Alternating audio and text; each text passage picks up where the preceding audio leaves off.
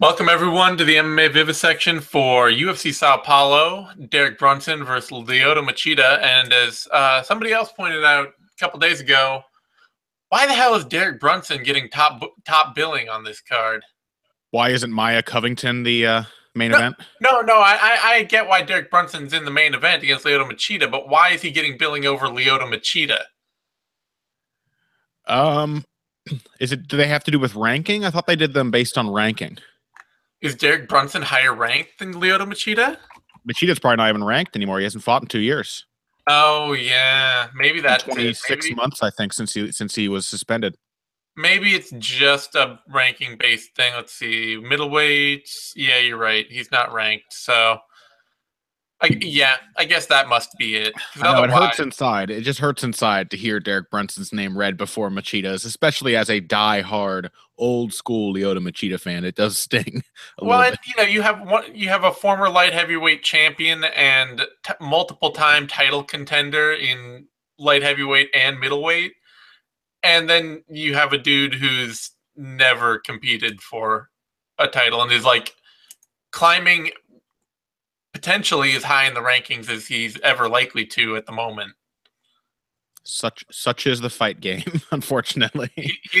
Derek Brunson lost a show fight middleweight title match to Kendall Grove in 2012, and that is the only title fight on Derek Brunson's record. Show fight? Yeah. Like on Showtime? Probably. Kind of forgot that was a thing. It seems like it was right in the middle of the Strikeforce run. Maybe I think Elite XC died a lot earlier than that. So I don't know what this show fight thing would have been, but it had Kendall Grove on it, and they put Derek Brunson in a title fight. And that's the pinnacle of Derek Brunson's promotional achievements. Until now. Now he very likely gets the name of Lyoto Machida on his record. He might. All right. Well, we'll get to that. But before that, diving into this card, I want to say, before we get into this card, I'm really interested in just about every fight on this card. Yeah, no, Pat said on this week's Heavy Hands, Pat Wyman said this is probably the best Fox Sports 1 card they've put together in a long while, like in my memory. And I agree. I think the whole lineup from top to bottom is really, really solid. And there are 2 fights on this card.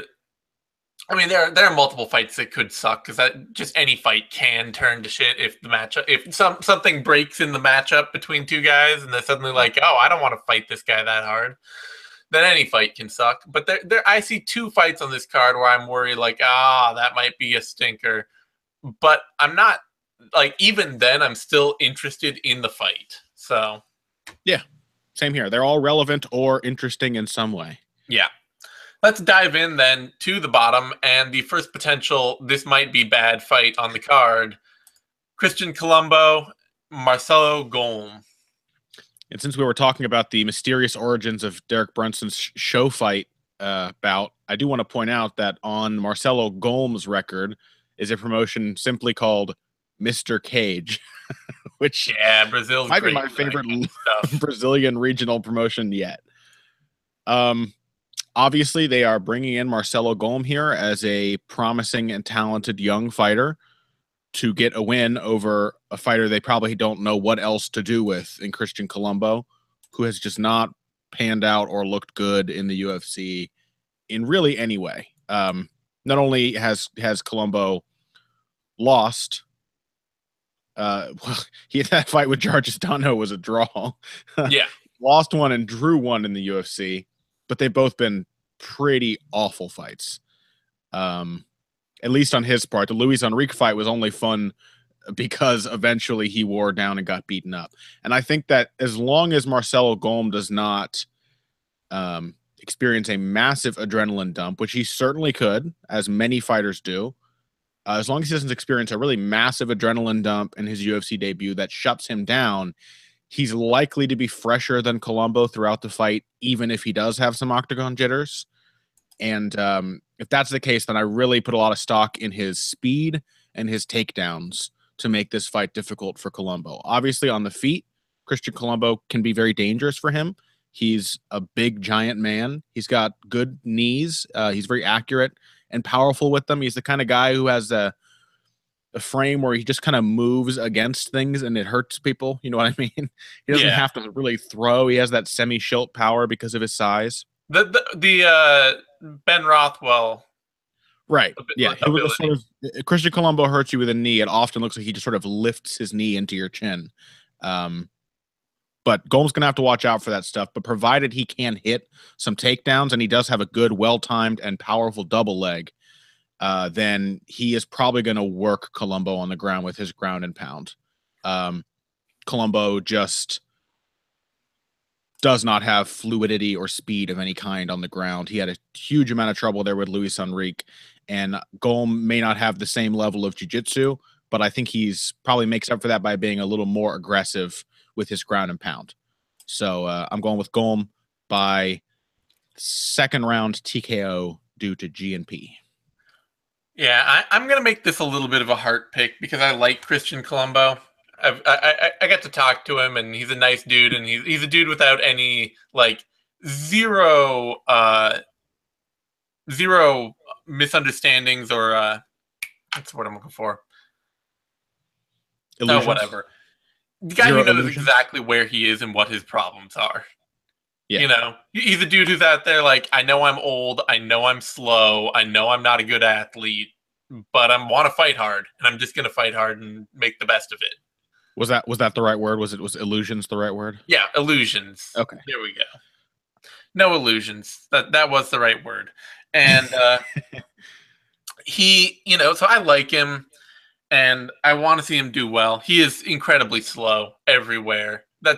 And the biggest problem really is that it's not that he doesn't know how to counter wrestle or that he doesn't know how to strike with like some degree of combination and, you know, all that. It's not like he doesn't know the basics of MMA. It's that he's so slow, he literally just cannot do things fast enough to make them effective. Yeah. You know? And I think too, like the skills are not super well integrated together at all. He's a kickboxer who is picking up MMA. I think he's still in the process of picking it up. He's not even a kickboxer though. He's just like, he just took kickboxing fights to stay busy and fight. Like he's a grappler he's an MMA fighter who took kickboxing fights just to like do something, and then is also just trying to learn everything. And I think he's, you know, it's when he's throwing punches, he's like, they take so long to reach the target that people can just get under them and take him down. Like he can't get his takedown defense in place fast enough to stuff takedowns. Right. He's not a fast man. However, he is a very hard man to hurt. He is ridiculously tough. Mm-hmm. And I'm going to pick him just because Golm is a first-round finisher who's been can-crushing. Yep. And doesn't – I don't know. I don't think he can put Colombo away early, and then I think he's just going to gas, and it's going to be like the Danho fight where maybe Danho should have gotten the nod for the win there, but he was so gassed and so just out of it that it just ended up as a draw. Yeah, no, I think that is a distinct possibility. And I should have pointed out while mentioning the Mr. Cage promotion that Marcelo Golm has never fought a single opponent with a winning record. Yeah. In his 5 wins, he has fought, I think, 3 debuting fighters, and everyone else has had a very small but still losing record at the time that he fought them. And the dudes, you see the tape on the dudes he's fighting, and they're like undersized fat dudes. Like, yeah.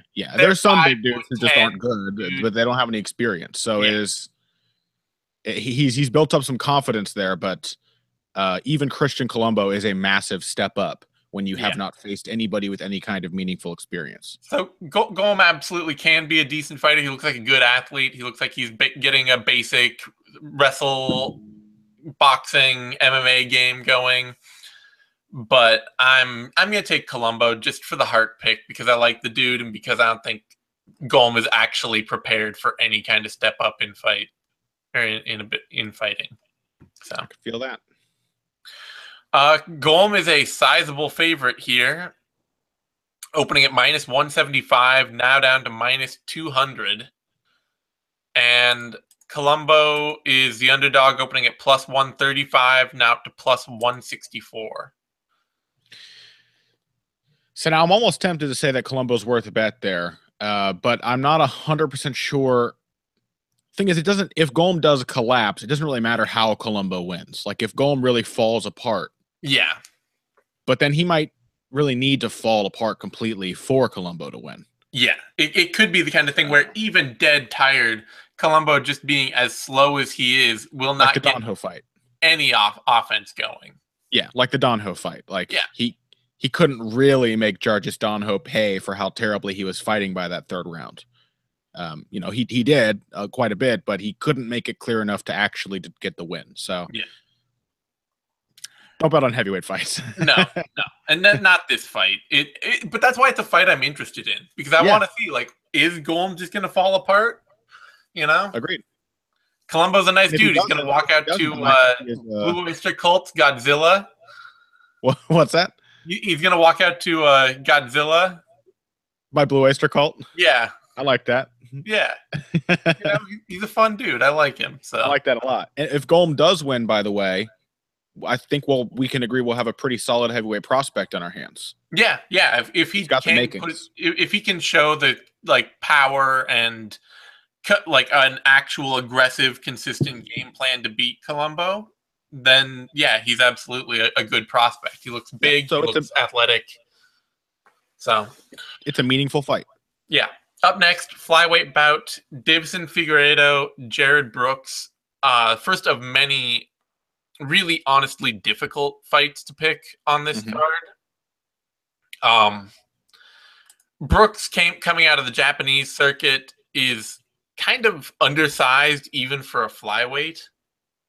He's only 5'3", and he is he's got that weird thing of he looks like he should just be this really great wrestle boxer. That's what you see the moment he starts fighting. You're like, yeah, there it is. There's this Ian McCall-esque sort of wrestle boxing hyperactive flyweight. Yeah. But he's not actually a dominant wrestling presence or a dominant boxing presence. He's just aggressive and loves to make fights a mess. And on the other side, Figueiredo, you have a reasonably big flyweight. He's only 5'5", but he's pretty wide too.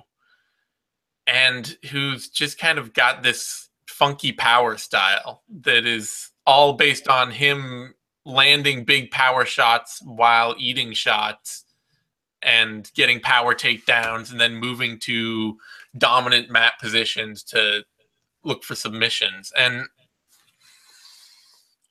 I have a sneaking suspicion that means that Brooks is going to take this based on his grappling and his activity and his scrambling ability and just his ability to outpace Figueiredo. But it could be a size thing where when they lock up in grappling exchanges, Figueiredo's dominant positioning and strength is going to take over and win him rounds. I like Brooks's activity more. I think he's definitely better standing, where Figueiredo tends to just have to either lunge in and land something big or wait outside and not do a whole hell of a lot while potentially eating shots. I think Brooks pushing the pace on him is going to open up Figueiredo's defense there. And then on the mat, I don't think either guy is going to be dominant enough to just take over the fight there. Yeah. I know people don't think that the flyweight division is stacked, but how tough is it to get to the top of this division? Seriously. Yeah. There's just not a huge variety of guys you can fight. And so, in any other division, I think fighters like Alcantara and Brooks might be given a couple of exciting action fights or something to build them up. Both of them are very dangerous for each other. And Jared Brooks had to fight Eric Shelton in his last bout, who is also a very promising prospect in the division, who just barely lost to him. Yeah. So if we're looking at Jared Brooks, like I think it's hard to say how matchmaking works at flyweight, but realistically, Jared Brooks is the guy who's probably being treated as a prospect here. He was signed with that intention. He's, as you said, he has all the makings of a good, well-rounded prospect. He maybe has a little bit of, maybe a little less Ian McCall in him, or a little less, I don't know, whatever wrestle boxer you want to say, and a little bit of Magomed Bibulatov, where it's like a little too much sort of movement that doesn't really lead anywhere. Yeah. But phenomenal scrambling. Pretty good footwork. Like, I know there's a lot of it, and it certainly tired him out against Shelton, but he does understand how to use angles to get away from strikes and to set up his shots. He's a crafty fighter for a young fighter, and can also be crazy aggressive and just get in people's faces if he needs to. And he may need to do that against Alcantara, against Figueiredo, but I'm not 100% sure, because he's almost a polar opposite to Eric Shelton as an opponent, right? Like, instead of like efficient, composed, and consistent, he's like wasting energy by throwing power, insanely aggressive at times. And rather than being a wrestle boxer like Brooks, Alcantara's the ace up his sleeve is his jiu-jitsu. His top game is really, really dangerous. He will mess people up with ground and pound, using standing passes to just get them in bad positions, work to knee on belly, hit you as you're trying to survive that, attack your neck as you try to roll out of it. When you react to that, he'll step over into mount. He's got very nice floaty top position jiu-jitsu. And I'm curious to see how Jared Brooks, who's very much more of a wrestler on the ground, if he gives Alcantara some positions to attack his neck or to put him in some dangerous spots. But if anyone's getting takedowns in this fight, it's probably Jared Brooks and not Deiveson Alcantara.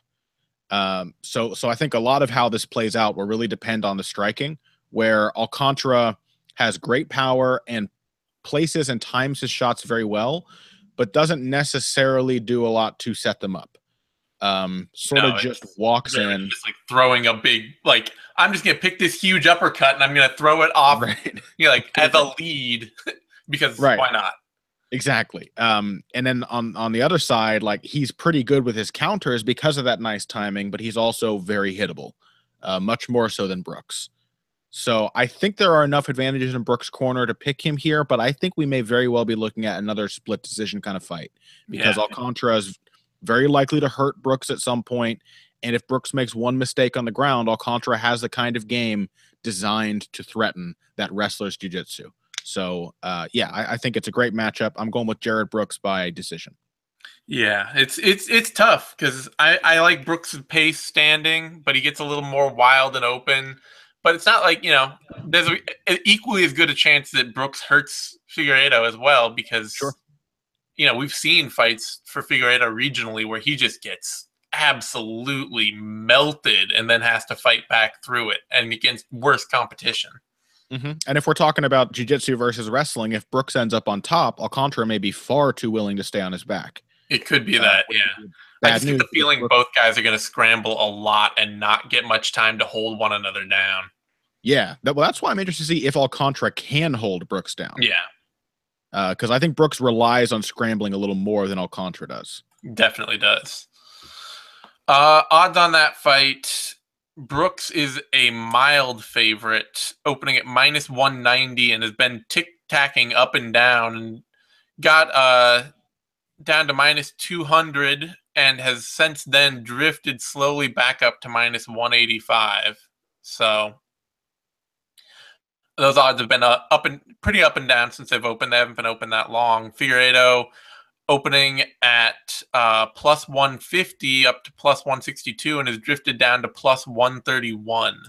So those odds are currently slowly starting to close to towards even, which seems pretty reasonable to me. Yeah, I think Brooks should be a narrow favorite, but Alcantara is not to be counted out, man. He's dangerous. And it's also noted, like sending guys down to Brazil to face local talent.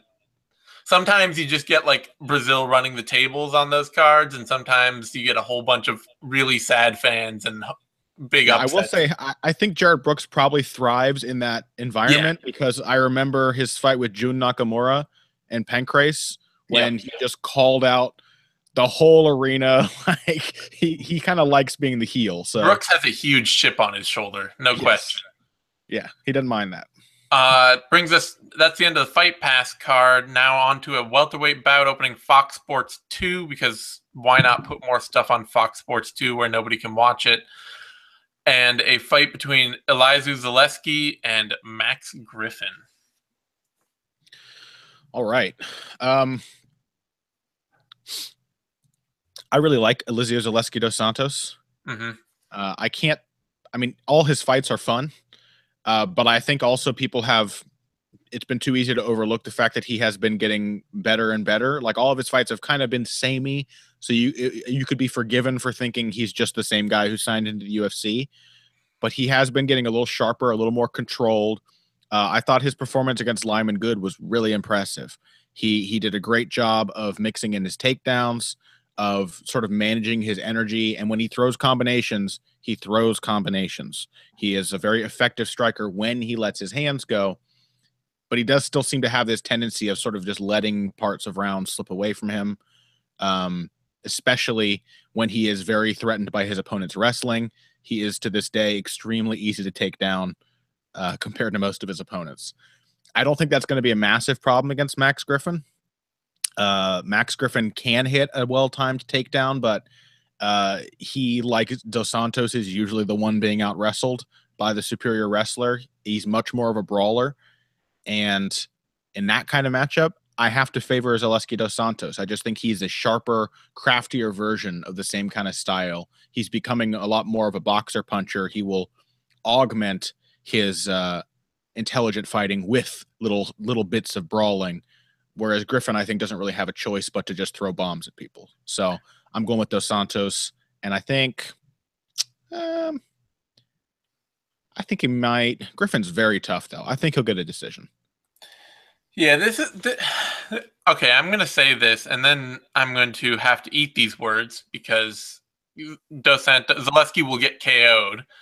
But this is probably the easiest fight to pick on the entire card. Yeah, that's why I didn't talk about it very long. Yeah, like Zaleski just has a much more varied, tighter, more technical game. Griffin has this traditional martial arts sort of funky mashup background that he uses, that he's stuck with like a really small gym for years and years building this traditional martial arts style.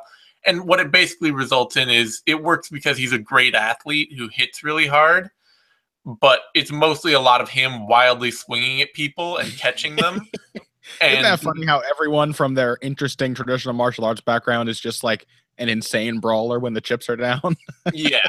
It's just like, well, you're really tough and you get back up from being taken down well, and you hit with enough power that the fact that you're just kind of swinging at people, eventually being tough and being hard to keep down works for you.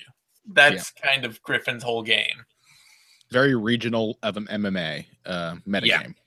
Zaleski is also, very tough, never been knocked out, and probably has the better cardio here. The biggest thing with Zaleski in general has been that his great ability to fight just as hard in round 3 as he did in round 1. I think that's the thing that always surprises people about Zaleski, because he throws with all this power and he pushes this brawling pace that feels like he's going to get exhausted.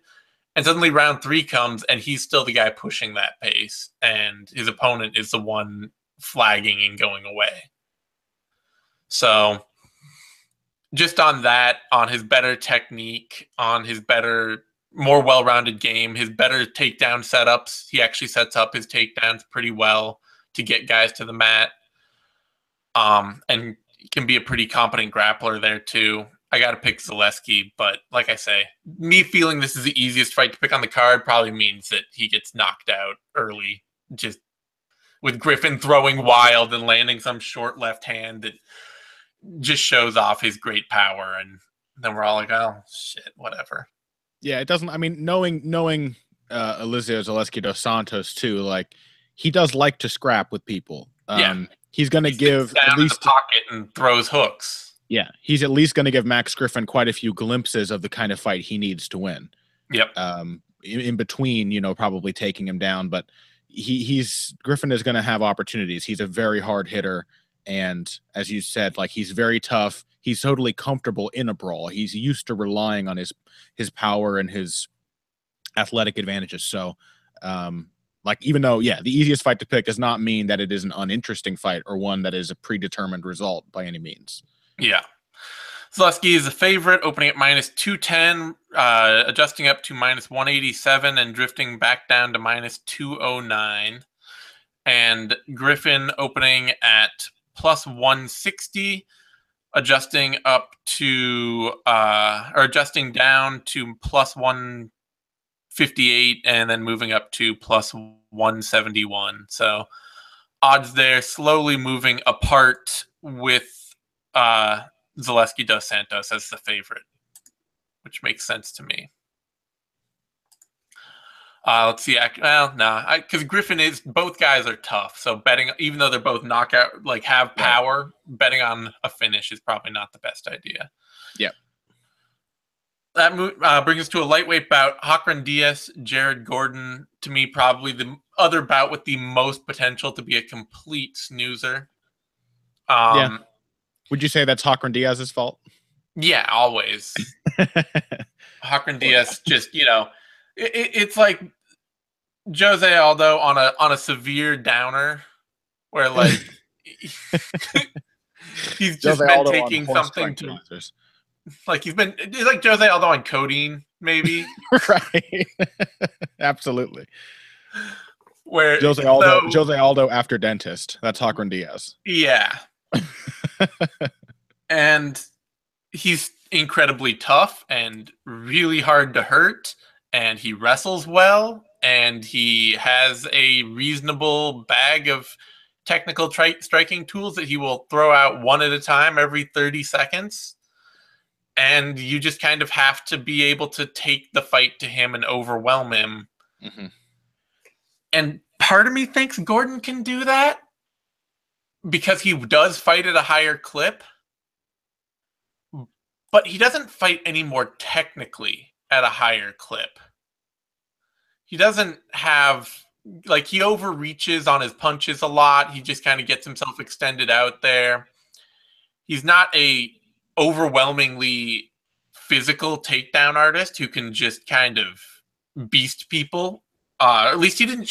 He had been regionally, but when you saw him against a big athlete in the UFC, that was not nearly as much the case. Like, he was able to get a good takedown on an inexperienced fighter, but then that guy got up and he didn't go straight back to like, oh, now I'm going to, he's not Volkanovski out there where he's just like, I'm just going to take you down 100 times and you deal with that. Yeah, it ended up being kind of a Volkanovski pace though, regardless, because like when in the process of getting up, Jared Gordon does like to keep the pressure on and keep attacking, even if he's not chaining takedowns. But I feel like that lack of technical ability, and I feel like this is more likely to be a fight that slows down to Hacran Diaz's pace than it is that keeps Jared Gordon's pace. Because, a lot of the guys who beat Hacran Diaz are either people who can just like physically out wrestle him, Nick Lentz, Ricardo Lamas, or you have Feely and Swanson who can just be like be these more creative, higher paced, more technical strikers. And otherwise, guys like Makashvili and Elkins and Alcantara even haven't had that. Like, they've ended up sucked into his pace, into his ugly fight. And especially the idea of like somebody like Darren Elkins getting outworked or like getting sucked into that pace. I see too much of that with Jared Gordon. Like, I don't see the technical ability to really put Diaz on his heels as much as I see the potential that he gets sucked into a wrestling match where he's not taking Hacran Diaz down and out grappling him. And so I'm leaning Hacran Diaz here at home for an ugly win. Like just a slow, ugly suck of a fight. Hacran Diaz only has ugly wins. So that's the thing. Like Yeah. for a Hacran Diaz fight to be exciting, someone usually has to beat him. Which I do think could happen here because I see what you're saying with Jared Brooks. Jared Gordon does not have necessarily that clean takedown ability. And if he does get wrapped up into these clinch battles, Diaz often, even against a guy like Darren Elkins, often comes out on top in those, often is the superior wrestler. Yeah. He's very strong. Like just to muscle him around is extremely difficult, but he's also just a very technical and more importantly, a very, he's easily satisfied on the ground. You know what I mean? Yeah. He will get a half guard position. And if he can keep you there, he's happy with that. He's 100%. Yeah, like I actually thought, I remember thinking he beat Ricardo Lamas in that sure fight that he lost. Yeah. And so, like, he doesn't have to, if he can just prevent, because Gordon to me is part of a metagame wave we're seeing right now of just pace fighters. We have a lot of fighters who really excel based on their ability to push an insane pace. And a lot of these guys are wrestle boxers. And that is, I think, one of the right approaches you could take against Diaz. Yeah. Because if you're backing him up, he can't throw his kicks, which are far and away his best weapon on the feet. And if you're getting in his face, you have the opportunity to do a lot more work than him, which is Diaz's biggest weakness, is that he just doesn't work that much. Yep.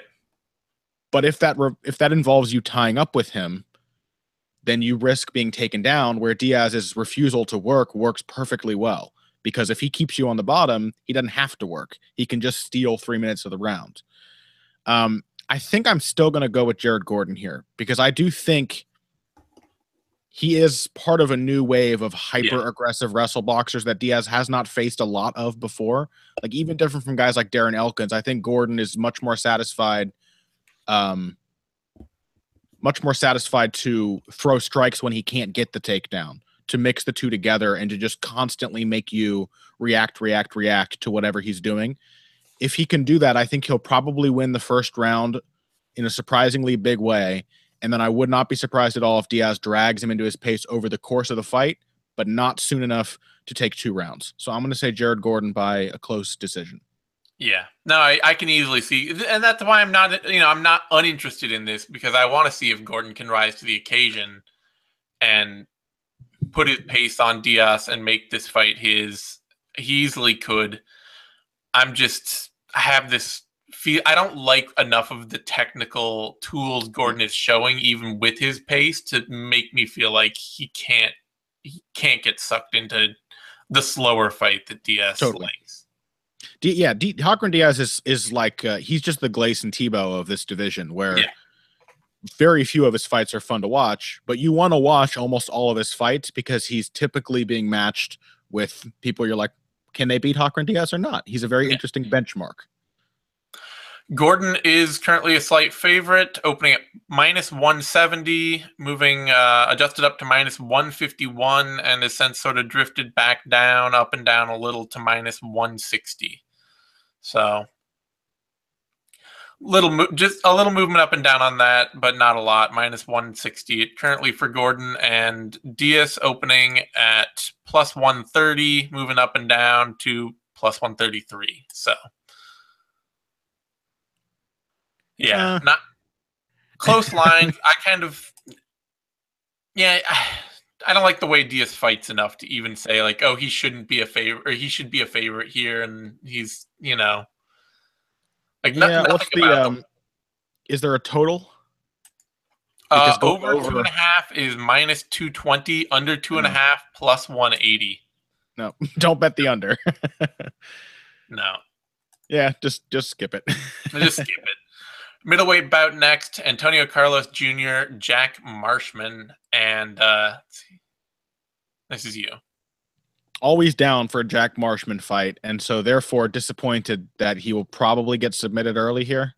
But I say probably. The thing is, Antonio Carlos Jr. has made a habit of grandly shitting the bed in the UFC. Oh, He is, and I don't want to like. There were a lot of expectations on him when he first got into the UFC. He was really, really hyped, and so there's probably a great deal of pressure he has to deal with that other fighters don't have to deal with. All the weight of that expectation, and he is, we have to remember, still quite young and still very inexperienced in the actual sport of MMA. He is still like a young jiu-jitsu player who has made the transition. I think it's not unfair to give him a little time to continue developing. We do know about Antonio Carlos Jr. that he is a very powerful wrestler, that he has a great blast double leg. We know that he is excellent on the ground, particularly with his back takes, but anytime he can end up in top position, even on the bottom, he stays very composed, hits sweeps really nicely, is always looking to get back to a dominant position. He's just got a very sort of old school, straightforward progression style of jiu-jitsu. And when you're a great athlete, that works really well. And Jack Marshman does not have the chops on the ground to scramble with Antonio Carlos Jr. the way some other fighters have. But he is really tough, and he definitely has some Dan Kelly in him. So there's always a chance with Shoeface that some crazy chip shop shit is going to happen, and he is going to get caught out just randomly. And if someone's going to do it on the feet, Marshman's a very good pick. He's insanely tough. Even if he's been knocked out quite a few times, he does not ever back down from a firefight. Yeah, he's been knocked out quite a few times because he tends to just march straight into fire and see how long he can survive. He's been knocked out because he's tough rather than the other way around. Yeah. He's got very solid boxing. He's got really good hands. They're quick. He sets up his punches with his jab, throws good combinations. He has all the tools to really catch Antonio Carlos Jr. out with a surprising combination of punches. But every time he throws a punch, he is going to be open for that shoe face double leg. And as soon as it goes to the ground, I do expect this to become a pretty one-sided fight. And Antonio is good enough at moving and keeping his distance on the feet to probably survive until he can make that happen. So I'm taking Antonio Carlos Jr. by second round submission. Yeah, there's a part of me that wonders how much Magnus Siedenblad there is in Antonio Carlos Jr., because that was another fight where I just sort of expected Siedenblad to come out, like throw a couple rangy strikes, take Marshman down, and strangle him. Hopefully he learns from Magnus's mistake and realizes that Jack Marshman's probably not the right guy to just sort of test out your striking on. Yeah, because there's also the other part of this too, of like watching Antonio Carlos Jr. against Marvin Vettori and him not getting the takedowns, and then like he still won, but it was an ugly, ugly fight that was just, you know, dragged into a ton of cage grinding and all that. I think in general, Carlos Jr.'s size, his reasonable striking game that he's built of like, you know, knowing how to stay way out and pick out pot shots and then duck in for takedowns probably keeps him safe. But also, you know, it wasn't a great sign for Jack Marshman to like squeak by Ryan James, where he just probably the biggest knock against Marshman is that he has one speed and he's incredibly tracked in on that one speed. So if you have any read on that at all, everything's just coming, like marching ahead, coming at you, Jack Marshman pace. Yeah.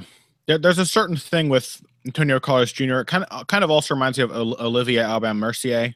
It seems to kind of like treat, or I think a lot of grappling guys have this. Like Gilbert Burns can be the same way. Like there is in my mind a separation between just grappling and fighting. Yeah. Of course. And I don't like to disparage grappling people by saying their sport isn't fighting, but to me the difference is that like as soon as somebody can hit you in the face, everything changes. As soon as like it becomes a little closer to no rules or anything goes, everything on the ground changes. There is that old aphorism about the black belt becoming a purple belt when he gets hit once, a blue belt when he gets hit again, so on and so forth. Although to credit grappling, the exact same thing can be true, should be said of like kickboxing or boxing. The moment you can get taken down, everything changes. That is very true. That's a very good point. But I do think that a lot of these guys who come in from extensive grappling backgrounds, they seem to treat it like in the way that grappling is to them as sort of a game. Like they're just trying to figure out the right moves. But everything falls apart. Like it's almost like they're papering over the fact that they're not comfortable in a firefight. And so when that does happen, you realize there are a lot of gaps in the game where they just don't have the instincts to go by ear, to play it by ear, to go by feel, you know? And so like that's why a guy like Marshman gets to fighters like Magnus Siedenblad or gets to fighters like Antonio Carlos Jr. because he is a goddamn fighter. When he's allowed to hit people in the face, he goes for it at every single opportunity. And like screams at you and has blood running down his face and loves it. And he's grinning through it. Like it is a different experience for somebody who is used to a sort of careful, methodical progression style of fighting in their home sport. So it's very true. I see it, man. I see the chance for Marshman.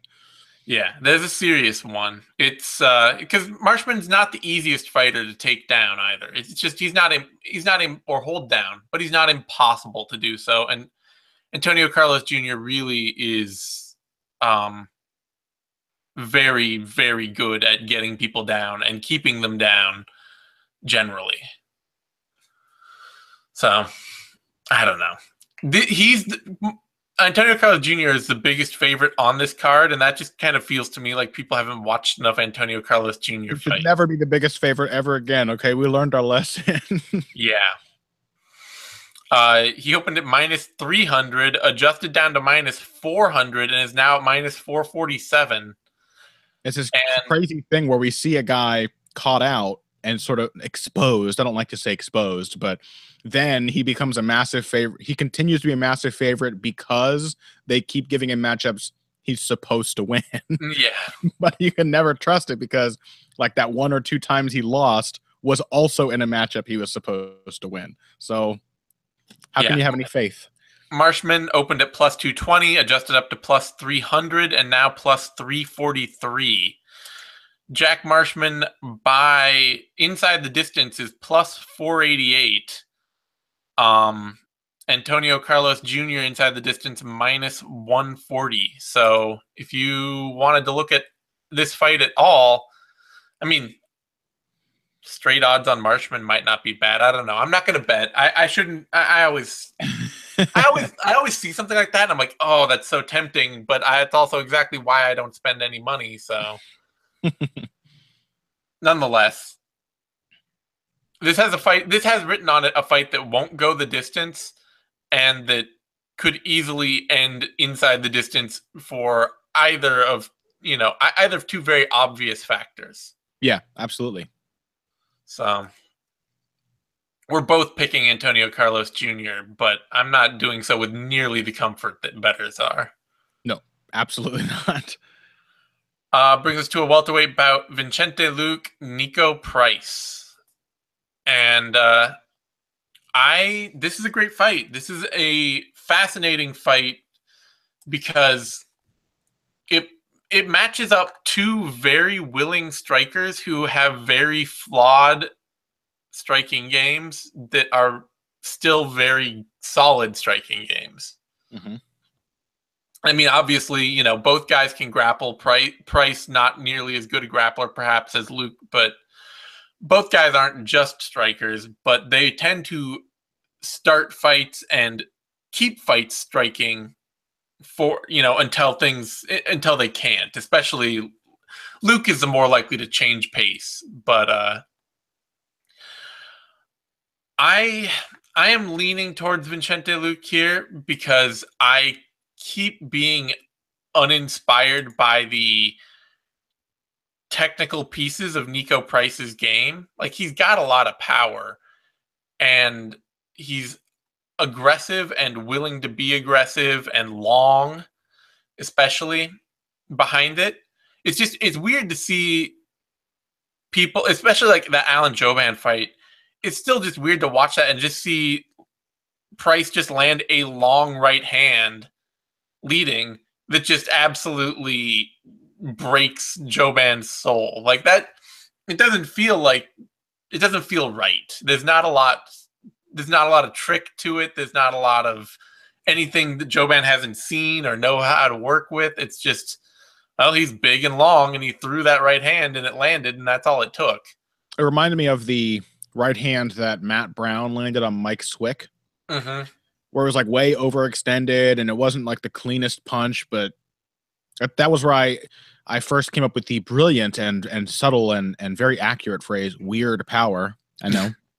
Hold your applause for that artistic ingenuity. But like Matt Brown is the first guy I realized, like, some guys just hit hard in weird positions. And Niko Price is that dude. He has heavy hands for sure. Because but I know the Morono win too, where he knocked out Morono. Like, it looked like nothing, and it killed Morono. It was just right at the end of the round, he landed like some short little clinch elbow or something like that.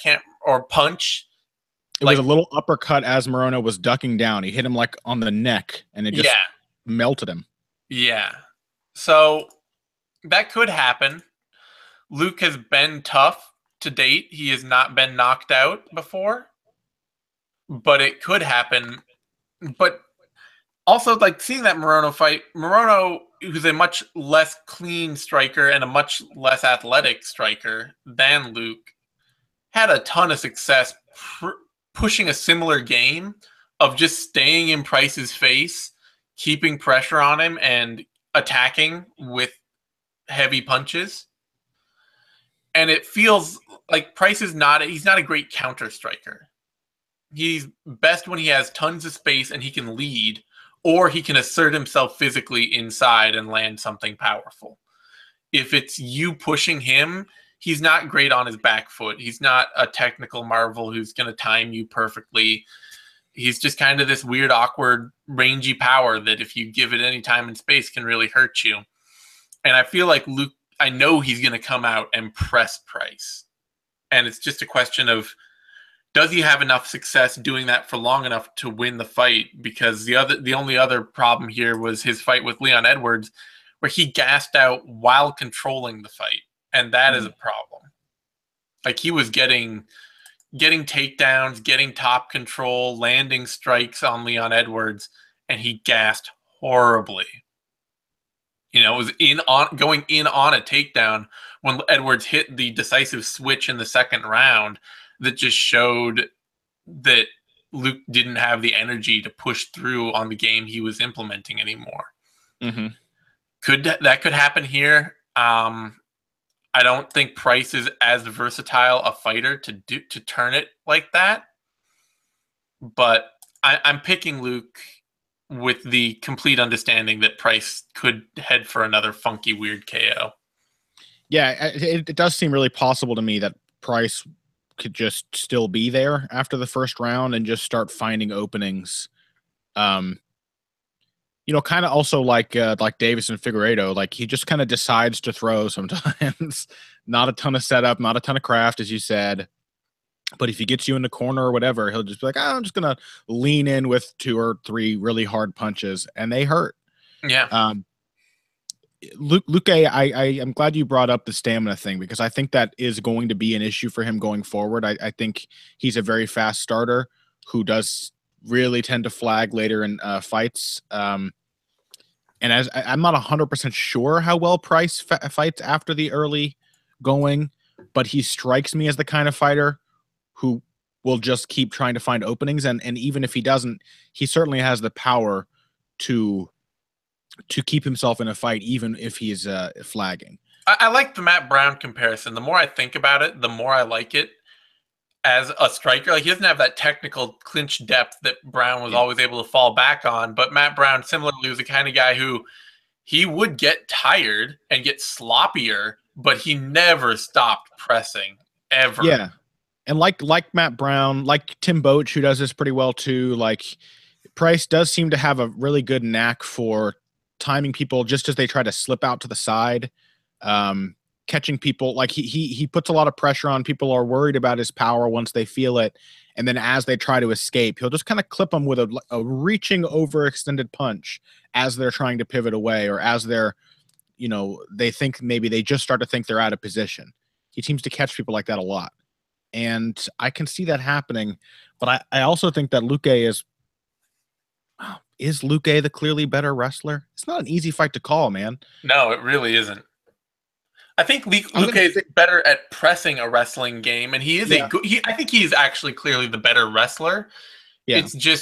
It's for how long? How long can he press any game? Yeah, I'm gonna go with Luque because of that. Like, I think Luque does have the options to change the whereabouts, to change the location of this fight. A little more than Price does. I have not ever seen Price impress me with any wrestling whatsoever. He just kind of takes the ground game when it's given to him.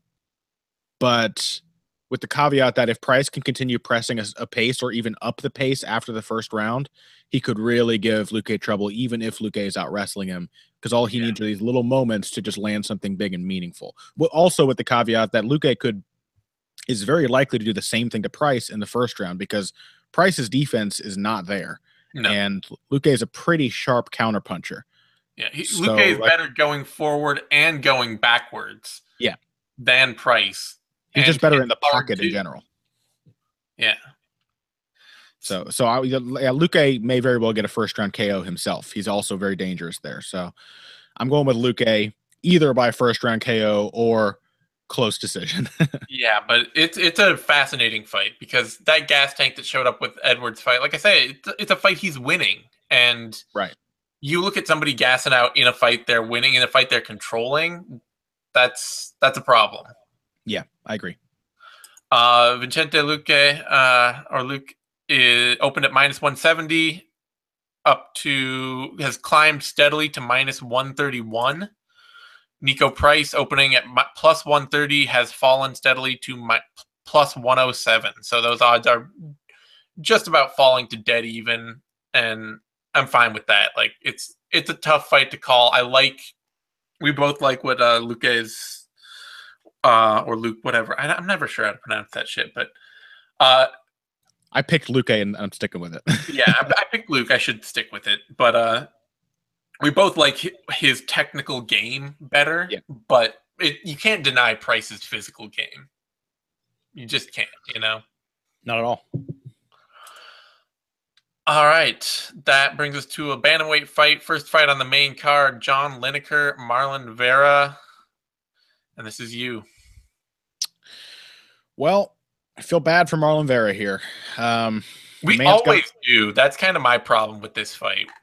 Yeah, the man's got some momentum under him now, though, and has looked quite good, actually, especially considering the level of experience he had coming into all of his last 3 fights. Like this is a guy who was basically win-loss at best for several years and has now rattled off some really crafty, impressive wins. I think I said a few shows ago, like probably a few months ago at this point, that Marlon Vera was at the top of my list for becoming a young veteran.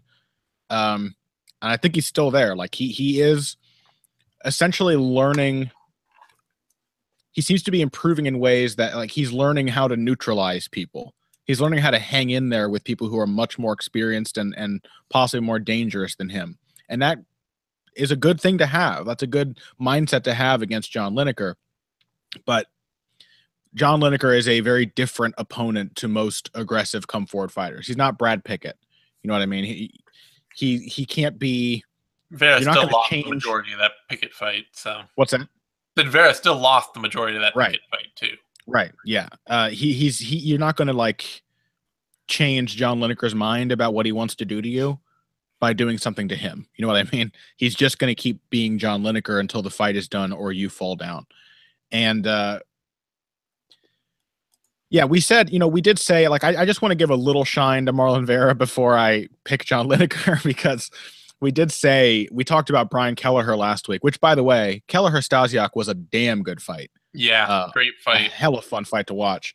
But we talked about Kelleher getting caught out, and we painted it as very much a negative on Kelleher's side that Vera caught him. I think we should also praise Vera's jiu-jitsu for catching Brian Kelleher, for having just like an airtight Kimura grip and knowing exactly how to work himself into position to finish it. It was really, really solid submission grappling. and commitment. You know, it took a lot of guts to just go with that Kimura and allow himself to wind up on the bottom to get it. I think Vera has the guts. I think he's building the kind of game that can beat a guy like John Lineker, but he's not there yet. He's basically in the same position Rob Font was in when he fought John Lineker, where it was clear he had a lot of the right ideas and he had some moments of success, but John Lineker is just going to keep being John Lineker for the duration of the bout. And that wears on other people a lot more than it wears on him. That pressure, the ability to absorb punishment, the fact that he just swings with both hands, even if you're hitting him, even if you're not in the right position, that really, really breaks you down mentally over the course of a fight. And we have seen Vera break down mentally before. I still remember very clearly how frustrated he got when he fought Davy Grant, that he kept fouling him over and over and over and forced the referee to take a point, kept grabbing the gloves, and it was because he wasn't getting the kind of fight he wanted. And it's a lot more dangerous to get frustrated and lose your cool against John Lineker than it is against most other fighters in the UFC. So I'm going to go ahead and say John Lineker by a second round TKO. Yeah, so the only reason that I feel like Zaleski dos Santos is an easier pick than Vera Griffin, or than Vera Lineker rather, or Zaleski, Griffin was an easier pick than Vera Lineker. Whatever, shit, I don't know. I got it. I'm on the same page. The only reason is that unlike the Rob Font fight, where Font is very much a, you know, I want space to press my own offense. You know, Font doesn't want to be on the back foot. He's not there to counter strike. He's not there. He's got power, but he wants to be able to come forward and land a rangy kickboxing game and work behind that. Mm-hmm. Vera is much more a grab bag of random counter tricks.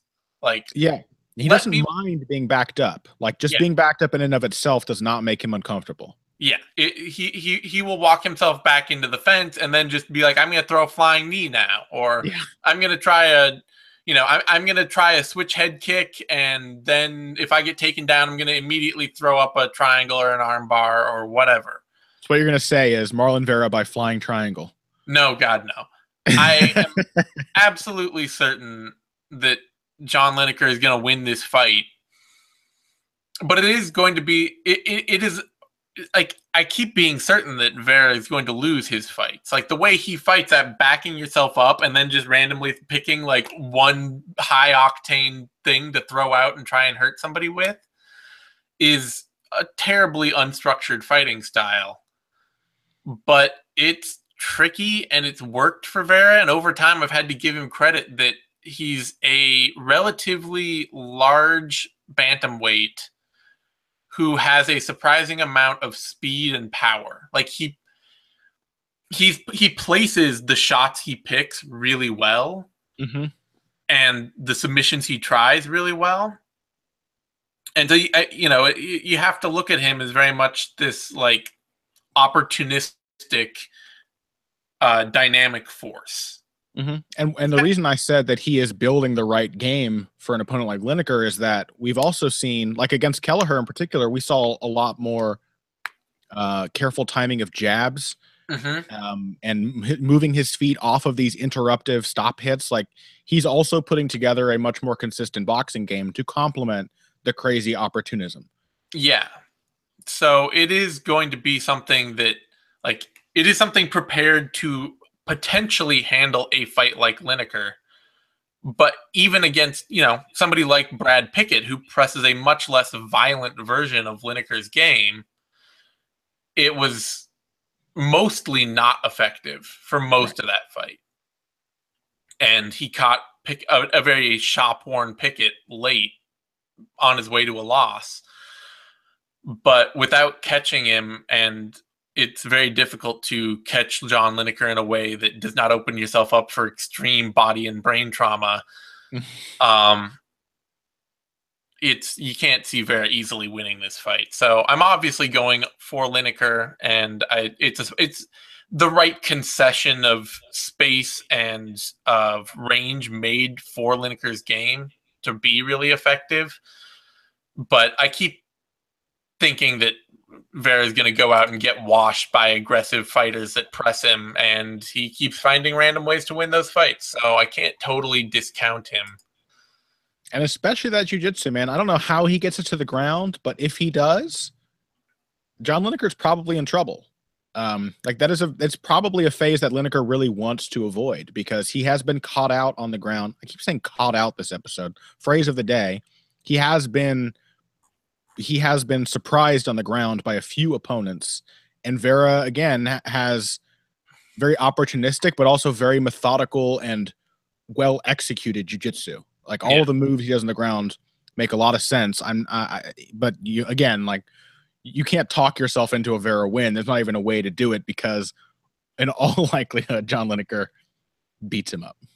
Yeah, it should be Lineker fight. It's also one of those things too where I keep wondering at what point Lineker marching through punches to land punches does not work for John Lineker, but we haven't seen that day come yet. So Lineker is a wide favorite, just as wide as Antonio Carlos Jr., a little wider actually. So I misspoke when I said Carlos Jr. is the biggest favorite on the card. Lineker opened at -315, adjusted down to -400, and has dropped to -521 since then steadily. Vera opened at +235, adjusted up to +321, and has slid up to +385. Odds that wide. Fight starts round 2 is -230. Fight starts round 3 -102. Lineker by TKO KO -105. So under a round and a half +130. That's not bad, but maybe also just Lineker by TKO. Yeah. Even at a very slight favorite odds seems pretty forgiving for that bet. It's very well set up for Lineker to knock Vera out. Yeah. Brings us to a middleweight bout. Thiago Santos, Jack Hermansson. And this is a fascinating fight because there are two key factors at play here. Both of them, one on Thiago Santos' side, one on Hermansson's side, and I'm really not sure which one is going to come to bear the most. First factor is that Thiago Santos is not a good counter wrestler. In general, he's not great off his back foot. His answer to being pressured tends to be that he just throws, he picks his chin up, throws violently to scare you off, starts winging hooks, and tries to catch you to back you up so that he can implement a rangy pressure game built around his body kicking, his leg kicks, and occasional long, straight punches. And but if you go in and you shoot takedowns on him, you're usually going to take him down. Whether you can hold him down or not is another matter. Santos is huge. He's athletic. He will accept being on his back if he feels stuck there, but if he feels like he can get any leverage, he will pop up. Flip side for Hermansson then is that Hermansson is a pretty good wrestler, a much better wrestler than people expect him to be. And it's been the difference maker in each of his last two fights where he's just come in, shot a great takedown, especially his fight against Brad Scott, who has been generally a bit hard to take down. Hermansson took the initial shot, picked the knee, took an angle, and got Scott down really quickly to start dominating him. So there's a very good chance that Hermansson gets Santos down early in this fight. The other thing to watch for, though, is that Hermansson's striking is entirely built around a jab. It's built behind his jab. He is an exceptionally active jabber, and the rest of his boxing does not function without it. If he can't jab, he starts reaching, his punches get ugly, and he just becomes not a very effective striker at all. And against Southpaws, in his fight against Cesar Ferreira, his jab vanished. and his striking largely vanished as well. Figueiredo just had him absolutely picked apart dead to rights. And it was a masterful performance from Figueiredo. Santos is a southpaw. And if Hermansson can't get his jab going and doesn't get in on takedowns early, then he could end up in a very weird, difficult fight for him against a more powerful striker, picking a range game that he doesn't have a lot of the tools for. I'm gonna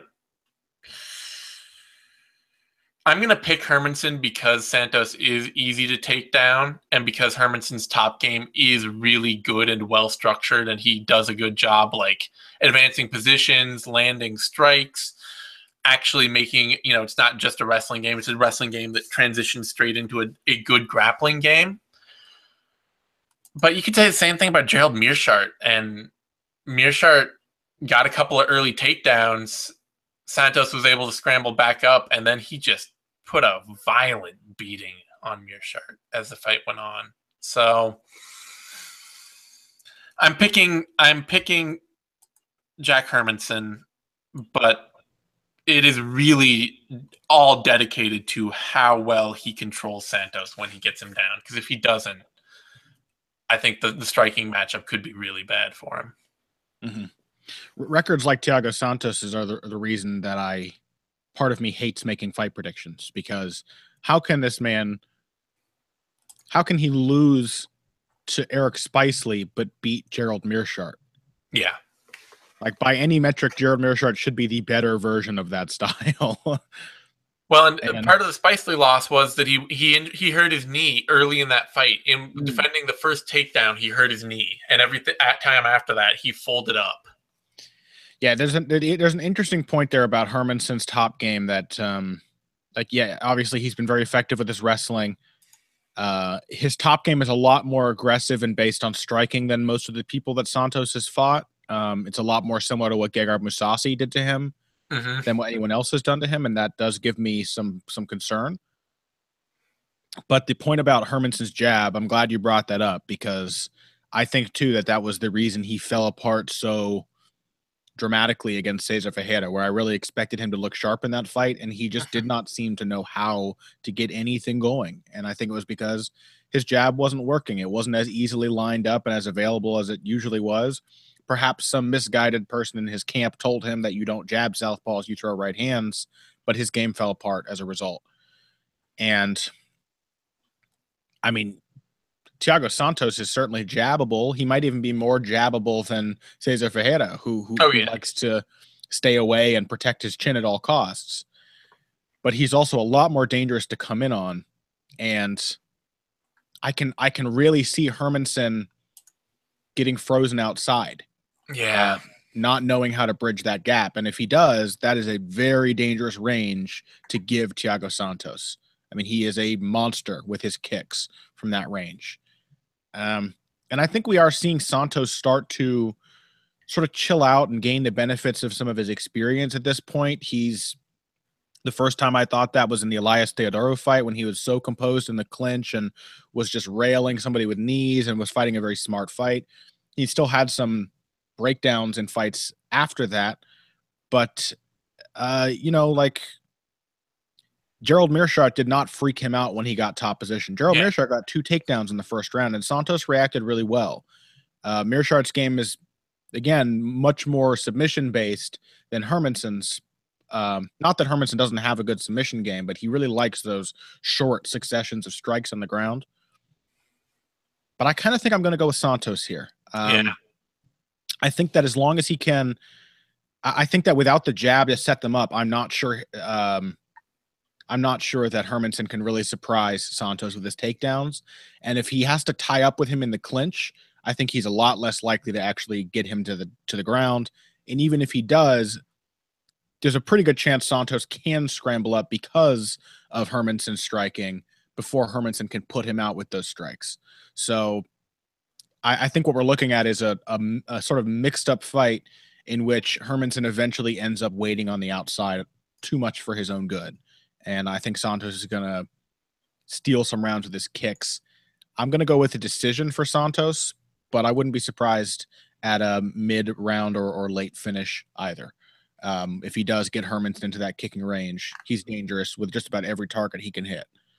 So I'm taking Santos by decision. Yeah, it's a tough one. Like, it's really got me split because there are, it's very much a tale of two Jack Hermanssons where you've got the guy who works really well behind a jab and can box people up and look great if he can get that jab going. And then you have that Mutante fight where everything is gone. Yeah. And then you also have the wrestling and Santos's wrestling game. I don't know. I'm picking Hermansson here, but I'm doing it in the full idea that this could turn out exactly like the Meerschaert fight, where he gets a couple early takedowns, Santos weathers it, lands hard shots that hurt Hermansson in exchanges. Then all the takedowns get more difficult from there, and Santos just starts tuning him up. Yeah. Like, Santos may not finish Hermansson, but he really just needs to slow him down to take the drive out of those takedowns. Like, once he can do that, he can turn those into clinch entries rather than takedown entries, and that instantly becomes Santos's kind of fight. The only other question there is Hermansson more athletic than Gerald Meerschaert? Because Meerschaert's not a great athlete. He's just kind of probably, although neither of them is more athletic than Thiago Santos. No, neither of them is more athletic than Thiago Santos, but one of the big factors with like Meerschaert and Spicely is that both of them are way on the low end of the athletic scale for middleweight. Hermansson opened at plus 110, fell to minus 149, is now at minus 127. Thiago Santos opened at minus 150, adjusted up to plus 122, and is now at plus 102. So those odds are basically dead even. I don't know. Any particular feelings you have on that? Like, no, it's too hard to call, man. It's a great fight. Like, it's a perfect matchup for both of these guys, and that basically means that I'm too nervous to bet on it. All right, brings us to a lightweight bout: Francisco Trinaldo, Jim Miller, and I believe this is you. Well, Jim Miller, we have said many times recently, has looked rejuvenated since discovering that it was Lyme disease that was making him feel so terrible and look so unimpressive in the cage. And since beginning to treat that, not cure it, but treat it, he has looked, in my opinion, in some ways like an improved version of his old self. I think he is continuing to get better. And having spoken to Jim about like his training mentality, he's always focused on getting his P's and Q's correct. He wants to have really solid, reliable, consistent technique to all the stuff that he... What's that? So you didn't tell him after that he should actually worry about his punches and his kicks, did you? His punches and his kicks are good. What do you mean? No, I'm saying, like, maybe focus less on the alphabet and more on the actual, like, martial art. Yeah. He did say, I think the quote he had was, he likes kicking people almost as much as he likes submitting them. And you can see that in Miller's game, right? Like, he has become much more of a consistent striker in the later stages of his career. The problem, I think, for Miller, despite having, in my opinion, very well-rounded and clean striking, is that he is always a little too much of a tactician to like win rounds against fighters with really domineering styles. When somebody has a game that just sort of forces the opponent to react to them, Miller will react to them. He is not going to force his game on them. That was a big problem for him in the Anthony Pettis fight, where everybody sort of agreed, yes, this can be a competitive fight, but Miller needs to pressure Anthony Pettis in order to beat him. And almost from the beginning of the bout, it was Pettis pressuring Miller. Even though Jim himself knew he needed to do that, could not make himself walk Anthony Pettis down, given what was in front of him, because it felt safer to give a little space and to read his opponent. And against Francisco Trinaldo, I think that's probably a bad thing, because Trinaldo can be really come forward and aggressive, but he can also be a very clever counterpuncher. I think he has a lot of fluidity in how he can approach his opponents. I just see, I don't know, I just see Jim agreeing to strike with Trinaldo and not having the athletic ability to drag him to the ground, which I'm also like, I'm not 100% confident that Miller will try to drag Trinaldo to the ground, because I never know how Jim is going to approach an opponent. Sometimes it's like the Thiago Alves fight, and it's like a perfect, intelligent performance. Other times it's like maybe the guy just feels a little too athletic, a little too strong, and he sort of backs down and starts playing their game. And I see the latter happening in this case. I think Trinaldo is obviously a phenomenal athlete. He's got big power, but I think he's just a lot more comfortable in the pocket and in exchanges than Jim Miller is. Even though Miller can exchange with the best of them, Trinaldo is the one who tends to not get hit and yet to land hits there. He tends to be surprisingly slippery in those sort of wild counterpunching exchanges. So I'm going to go with Trinaldo to stuff the takedowns and land the better counter strikes and kicks at range. I don't know. I see where you're going with that, and I understand. I understand the pick. I feel like, however, that there are a couple of things that I really like that Jim Miller is doing, even in the fight he had against Anthony Pettis. One was the low calf kick he was throwing. And the other thing is just how tight his punches are. Like how tight the movement on his punches is. It's a very controlled movement. It saved him in the Dustin Poirier fight as well. Like a fighter other than Jim Miller would not have survived some of those exchanges, because Miller stayed very tight and technical even when the fists were flying. Yeah. And I also think that for Trinaldo's part, while he can be a crafty counter striker, I feel like he also does his best when he can kind of make fights kind of a mix of everything, where his opponents are having to guess like what each exchange is going to look like. And, is he going to hang back and wait for the counter here? Is he going to push forward this time? And they become these sort of, the fights become a bit of a mess, and he does well in the mess. I am worried, though, that he may be starting to slow down in those messes. Like the Kevin Lee fight, where I know Kevin Lee, we've seen more and more, is, a supreme athlete who's really putting together his striking tools well.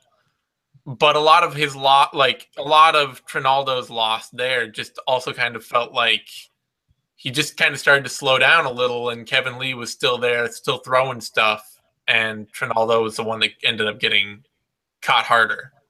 Yeah, good point.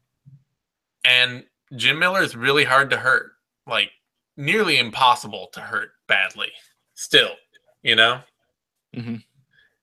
And I get the feeling that if this fight becomes a bit of a mess, that Jim Miller is going to be the one who lands the bigger shot in it. Like he's going to, or not lands the bigger shot, but survives the bigger shots. So yeah, that's a good. It may come down to that, because like I think Trinaldo is the guy who can land the bigger shots. Yeah. But Miller may be the one whose composure survives those exchanges a little more. There's also the fact that this is a southpaw versus southpaw matchup, and I'm not sure, but I'm fairly certain that Miller's probably had more of those than Trinaldo. So I'm not sure if that plays into it, but Miller, I think, has having a much more standard game that uses a jab and sets up low kicks with combinations. Like that kind of stuff might work against someone who is only used to the slightly weird dynamics of an open stance matchup with his opponents. You know what I mean? Yeah. It's just, I have this feeling that Trinaldo is going to, I think he's going to start out really well in this fight. And as the fight goes on, it's just going to he's going to end up getting caught with things. So we'll see. I do want to say, Kevin Lee, checking fight metric, Kevin Lee failed on 6 of 7 takedown attempts in the first round against Trinaldo. Yeah, no. Early on, Trinaldo is a beast. Like, that does say something about how much power it takes to get Trinaldo down, and that is why, like, I do have concerns about what happens to Miller's game when he realizes he can't get an easy takedown. Fair. It's fair. Because Kevin Lee's a really strong dude, much more so than Jim Miller. And Kevin Lee had to work his ass off to get Trinaldo to the ground. So, yet again, a very good matchup. Yeah, and kind of like with like the Yancy Medeiros fight, I feel like Trinaldo is going to, like, he's going to get sucked into a faster paced fight maybe than he wants with Miller that gives him more opportunity to get hurt, because like he beat Yancy Medeiros to hell in that fight, but he also took a lot of a beating too. And Medeiros is not nearly as clean technically as Jim Miller is. Yeah, but I do think my concern is that if Trinaldo does enjoy big success early, as in the Anthony Pettis fight, I'm not confident that Miller, sensing that Trinaldo is slowing down, is going to have the gumption to get after him and put a ton of pressure on him to really take advantage of that. Yeah, I just don't think that I don't think that Trinaldo can instill the same fear that Pettis can. Yeah, I don't think it's about fear, though. I just think it's about trying to stay technical. Like, I think that is part of it for Miller, is that he wants to fight correctly. And Trinaldo, like, if he wants to fight correctly, is he going to expose himself? Is he going to be willing to put himself at risk to go after Trinaldo? If he doesn't, if he just allows the pace to be maintained, we've seen many times that Trinaldo will use that time to recover and can get himself back into a fight after slowing down. Because he moves around a lot. He gets his breath back. He'll get his second and third wins. That's my main concern here, is because of that Pettis fight, but also a few others, is when Jim Miller is really pressed and made to fight early, how good is he at putting that fight he needs on his opponent? You could even say the same thing about the third round against Dustin Poirier, right? Like, he was so close to getting himself into that fight and winning it, or at least eking out a draw, and just didn't seem to have the tenacity, like the risk-taking attitude to make it happen. It was Dustin Poirier who wanted it more. Yeah, but well, I guess it was Poirier who got injured in that fight, or was it Miller? I think it was Poirier. Poirier's leg was messed up. Yeah, Poirier's leg got messed up. Yeah, that's true. I feel like, at least, I don't know. I mean, I know that Trinaldo hits hard, so I don't want to say it's like that necessarily, but I do think that in the Poirier and Pettis fights, like, they both have a better reputation for how hard they hit and how much single punch power they can create and how much they can scare fighters off of a game with that. And I don't see as much of that with Trinaldo. They're both much sneakier than Trinaldo. Yeah. That's for damn sure. With their power, like Trinaldo's method is, I mean, it's not surprising at all to see that, to know that he trains alongside Sergio Moraes. Like, his method is to make you guess what he's going to do. And then whatever, like, his 4 options are, he will just throw one of them with absolute full power. Like, are you expecting the left hand? How about a 300% powered left kick instead? You're expecting the kick? How about a 500% power left hand? Like, it's just... Yeah, and I feel like that's something that Jim Miller would be much more likely to... Yeah, you may be right. ...be able to work with, rather than something that's sneaky and surprise, like, that's kind of keeps you guessing and is like, oh shit, what, like, where am I going to get hurt really badly from next? Mm-hmm. It's a lot easier if you're just a sort of meat and potato striker to see that stuff coming and catch it on a glove and counter than it is the quick little combinations of a Dustin Poirier. Odds on that fight: Jim Miller is an underdog, opening at plus 125 and sliding up to plus 166. So sliding away from even for Jim Miller. And Trinaldo, the favorite, opening at minus 165 and sliding down to minus 204. So I'm surprised. I'm a little surprised to see people moving towards Trinaldo on that, but it is Surprised at to see it home. that heavily. It is at home. He does, he does have a lot of hometown support. Miller's on a couple of losses. It's not like I can't see it. It's just a little surprising to see. It's surprising to see it moving away. But yeah, I would expect it to get narrower because it feels more or less like a pick'em fight to me. All right, that brings us to a bantamweight bout: Pedro Munhoz, Rob Font, and let's see, me. This is me. I am. You were excited because it's a good fight, and now it's like, wait a minute, who's going to win? Actually figure it out. So there are two major points here that have me concerned. The big thing, the big thing as a stand-up fight is Rob Font's strike selection and power, and his mostly his power. I think that he can win striking exchanges most of this fight as the harder hitter. Munhoz pushes a better pace, but we have seen Munhoz in several fights now getting brutally tagged up for his complete lack of defense. And despite the fact that he lands a lot of clean shots, also his complete inability to get respect out of opponents with his striking.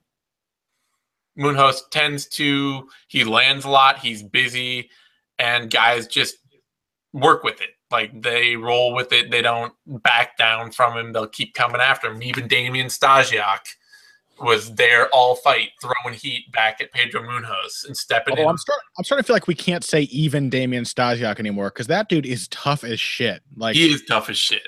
He is insanely down to brawl. He is. But definitely the point stands. Munhoz, everybody scraps with Munhoz. Yeah. Damian Stasiak, Justin Scoggins, Russell Doan, Jimmy Rivera, all these, all of them had success with Munhoz early, or if not, in Jimmy Rivera's case, all fight.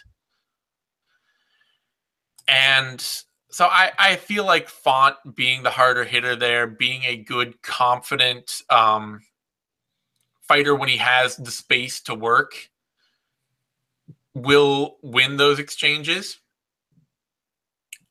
My biggest concern is that I don't know how well Font can push an aggressive game without wrestling. He's one of those fighters who has just like taken the MMA idea to heart and kind of can't not wrestle.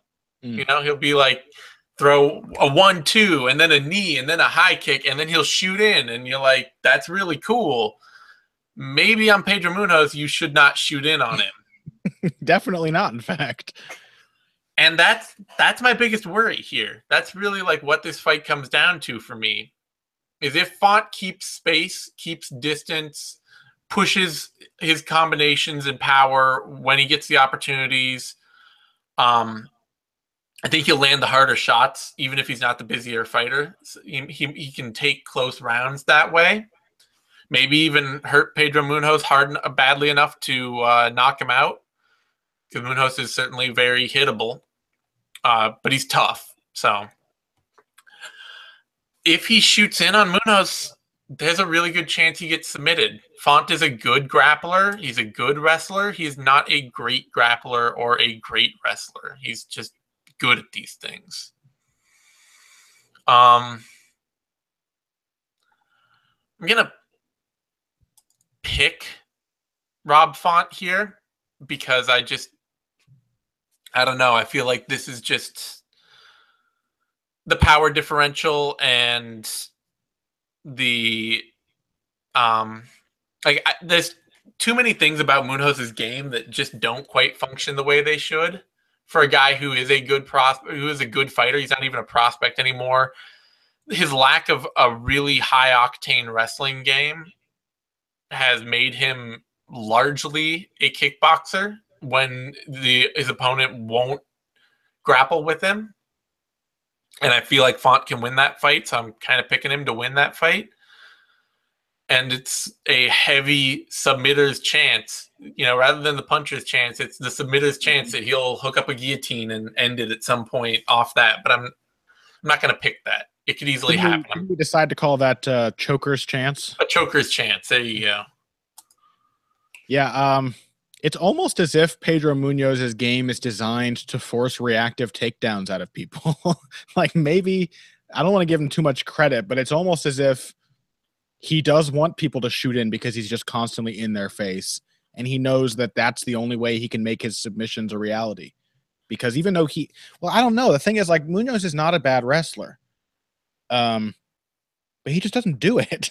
Like, he doesn't know how to set up his shots or what. He just doesn't do it that consistently. I think it's that he's just not, like, I mean, kind of like with the punching, he's just not that powerful. Yeah, maybe that's it. I mean, because if he does, like Rob Font, this may surprise you as it surprised me when I looked at it the other day. Rob Font's takedown defense per fight metric is 20%. Wow. Basically, the only people, I mean, he's only fought 5 people in the UFC, but the only ones who haven't taken him down are Matt Schmel and George Roop. Wow. Joey Gomez, John Lineker, and Douglas Silva de Andrade all took him down at least once. And like, if Munhoz can get in his hips, that's a serious liability, because even though Font is a very credible grappler, he's a good scrambler. Nobody usually manages to hold him down for long. Those are exactly the kinds of reactions that make Pedro Munhoz really dangerous. He loves when people have a predictable reflex response to being taken down, because they usually give up their back or their neck. And the two are basically the same thing with Munhoz, but, you know, based on how well he teleports from headlock to back and forth. Other than that, like on the feet, Munhoz's pressure might be a bit of a concern, because he's like a lighter version of Lineker. And that and we did say before, like, Font does like to have space, likes to be able to come forward at will. But Font also has, I think, a 5-inch or more reach advantage, and uses a good jab, good long, sneaky uppercuts. He's got a lot of shots that he can use that take advantage of his frame. And that is going to be difficult for Munhoz, who, as we both noted, just walks through fire to get to his opponents. Like, that, he doesn't have consistent striking defense at all. He just sort of seems to resolve himself to the fact that he's going to absorb punishment and just comes forward anyway. And that is very dangerous to do against a hard hitter like Rob Font.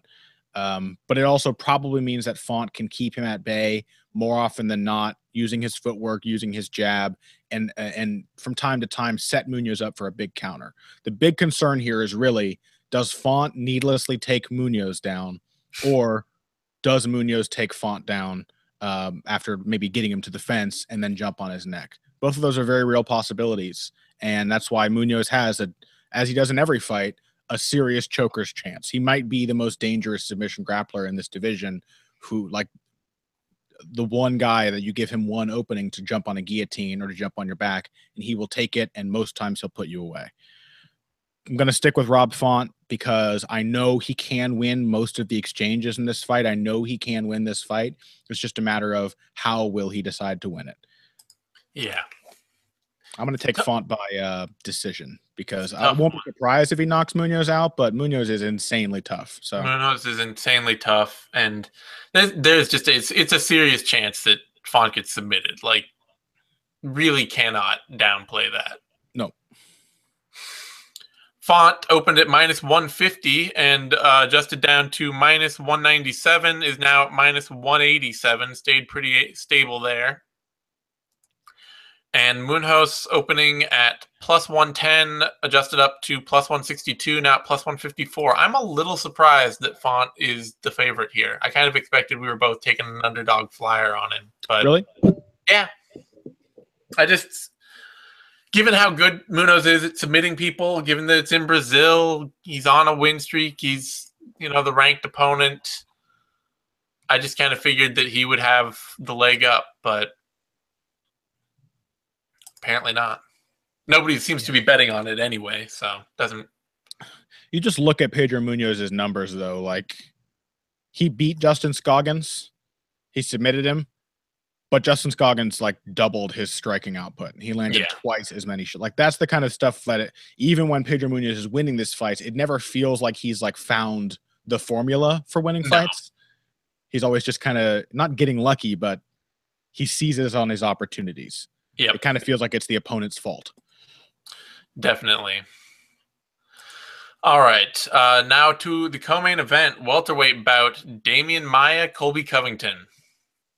Love this fight. I understand why it's not the main event over Lyoto Machida, but in terms of divisional relevance, I think it probably should be.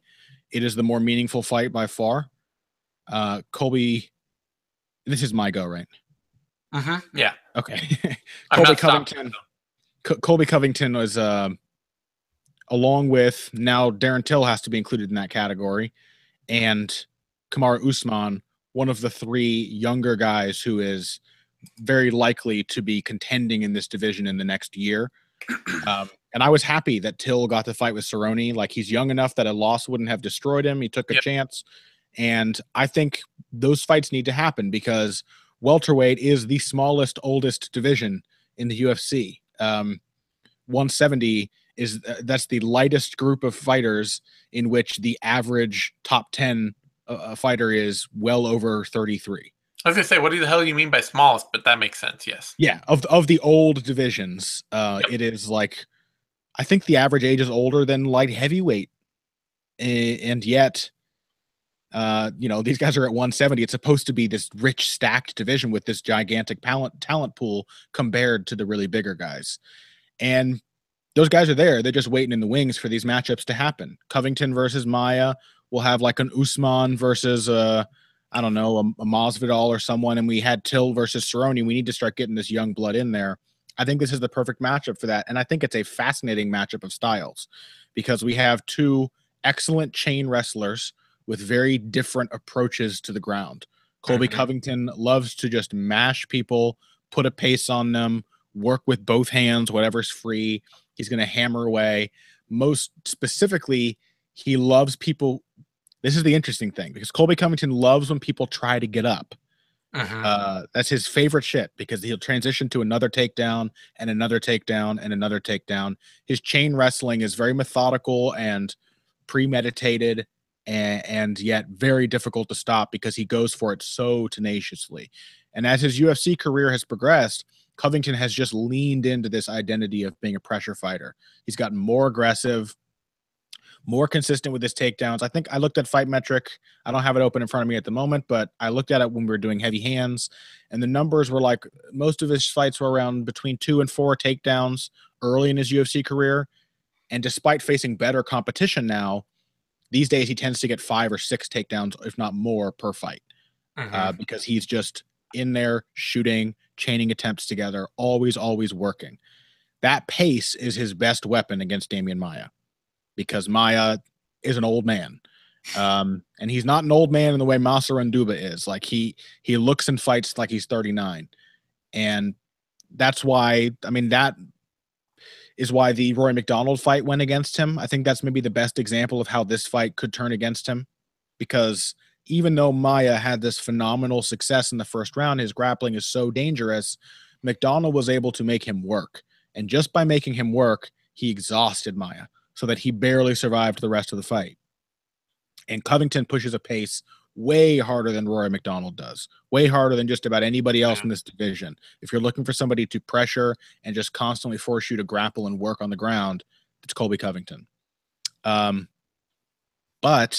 as I said, Colby Covington is used to the typical wrestling approach to MMA grappling.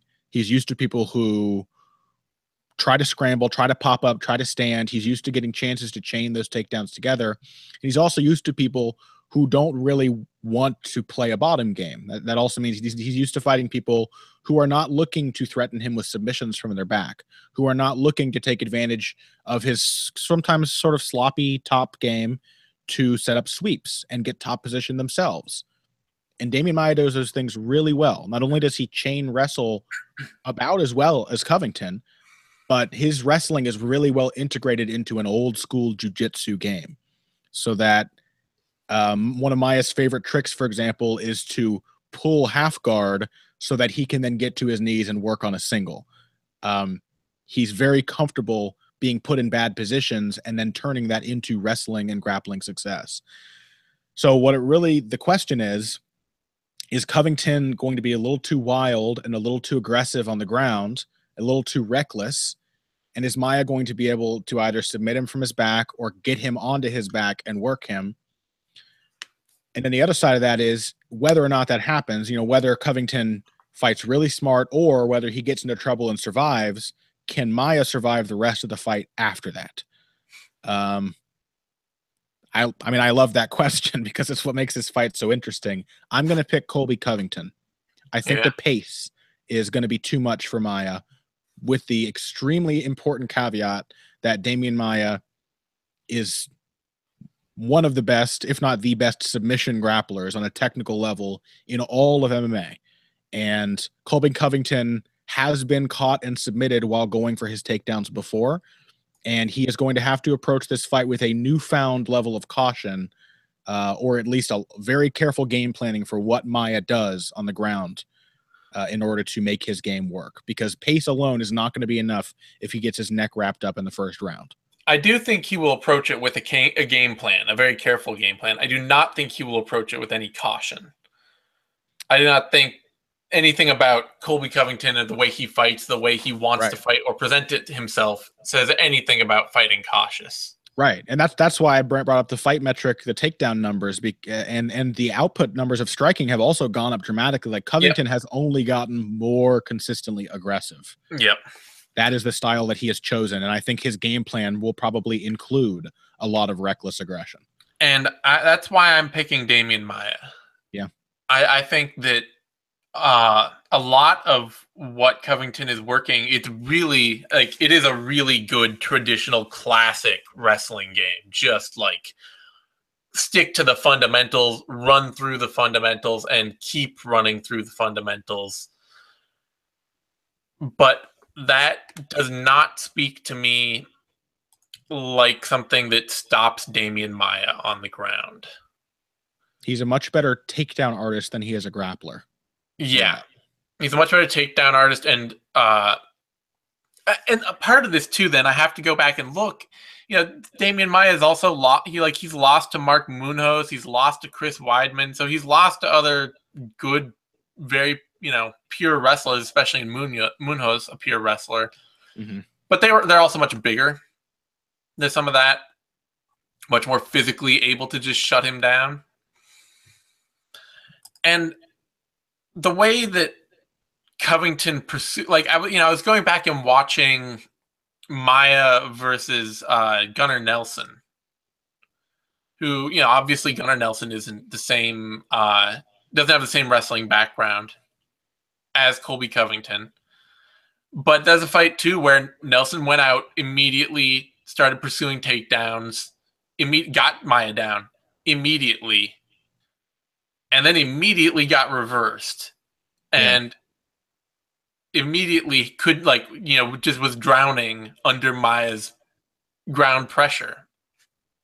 And I think, and a lot of that is, I think, what was Nelson's unwillingness to disengage from wrestling with Maia, even for short times.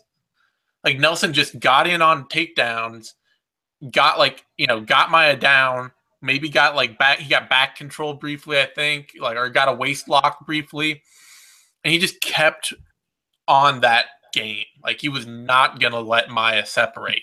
He couldn't accept that he was losing the grappling game. Yeah. And it's just and that to me seems like what Covington is going to run into, is that he is going to he's not going to break or reset or try and take Maia down and do the Rory McDonald thing where you might stuff a shot or even get a takedown, and then you stand back out, you look to land on ground and pound, you circle around, you make him work, or you make him uncomfortable. Not even work, but make him uncomfortable, make him have to reassert himself. Or the Tyron Woodley thing, for that matter, where you're shutting down a takedown, and then you're just saying, got to shoot for another one, got to keep trying. I feel like Colby Covington is going to get it, Maia is going to come in, or Covington is going to come in. He's going to get his hands locked, and he's going to be like, all right, we're doing this. and we're just going to stay with it for as long as it goes. And that seems like too much opportunity for Maia. Yeah, no, I totally feel it because there's a lot in Covington's fights. There is a lot of him just being a wrestler when people try to submit him. Like he's quite happy being in people's guards when he's on top. And people will just throw up a triangle as he's punching and he'll just like, oop, shuck it off. But like that kind of stuff doesn't work at a certain level. You cannot just slop past your way through lazy submission attempts against Demian Maia. You have to respect and be careful of every single one of those submission attempts. And if Covington does know that, does that make him fight worse? Does that take away some of the confidence that his style kind of thrives on? I don't know. And does Demian Maia get as tired in a 3-round grappling match if that's all it is? If it's just grappling, yeah. Yeah, can Covington actually wear Maia out if it's just 3 rounds of grappling?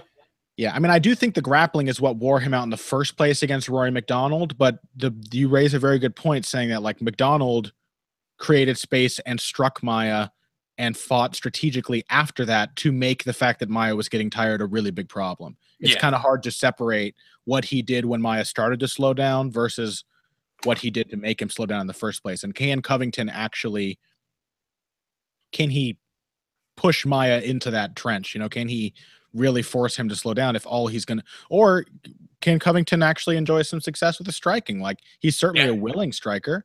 Yeah. He'll get in Maia's face and swing at him. But if he does that, Maia's just going to shoot on him. And if Maia shoots on him, is he going to disengage? Probably not. Yeah. I love this fight, though, man. It's a really good matchup. Too. It's a great fight. But I got to pick Maia. I just got to do it. No, I get it. If for no other reason than Colby Covington's serious case of CB Dollaway face. Don't you like seeing CB Dollaway face as like a sunglasses wearing heel on Twitter? Colby Covington's new promotional routine of like being the American Conor McGregor's nerdy younger brother. I love it. All right, odds on this fight. Covington is the favorite at the moment, opening at -140, dropping down, adjusting down to -187, rose all the way up to -138, 134 even, before dropping way back down in the past 24 hours or so to -170 and is now at -167 again. So it looks like it was slowly rising, getting closer, and then a bunch of money came in on Covington and dropped it back down just in the last day. For Maia opened at +100, adjusted up to +150, slid down to +115, and then jumped up to +142 and is now sliding back down again to +138. Maia by submission +375. Over 2.5 rounds -230. So here's the thing. Do you think Maia needs to submit Covington to beat him? Do I think Maia needs to submit Covington to beat him? No. I think just keep like back mount, control him in dominant positions. Yeah.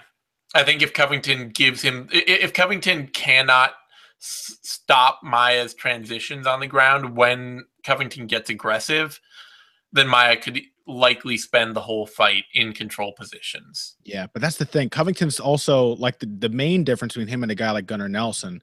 Covington is not going to be, he's not going to accept being stuck in a dominant position, which might mean like he gets submitted more easily, or he's a lot harder to control because he just bulldogs his way out of bad spots. Yeah, it could mean that Covington just keeps, if Maia can't get the submission, Covington just keeps the kind of pace and the kind of scrambling going that means that sooner or later that Maia wears out and that he doesn't. But it might mean he gets submitted. Like, yeah, if he gets the back mount on Gunnar Nelson's jiu-jitsu is good enough to survive and defend himself because it's all he's really focusing on because he knows he has to.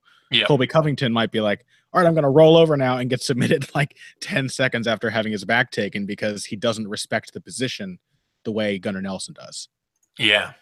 It's hard to tell. Back and forth all day. Anyway, let's move on. Yeah, main event now. Derek Brunson, Lyoto Machida, and last fight. Doesn't it feel like a little bit of a letdown after talking about that last fight? Kind of, but only because of Maia, because of where Machida is at this point in his career, or That's not the whole knowing thing for me. Yeah, where Machida is at this point in his career. Because the basics of this fight are that Lyoto Machida shouldn't lose it. The way Derek Brunson fights, the way he overextends, swings wild, chases people, or just hangs back and does nothing at all, are pretty much set up for Machida to win. I mean, it's like fighting what's his name? It's like fighting Ryan Bader 5 years ago. Is fighting Derek Brunson right now.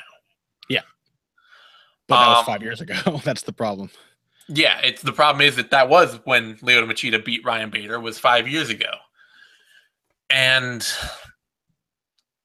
the big thing, partially, I think Machida has kind of reverted back to the norm from his middleweight drop.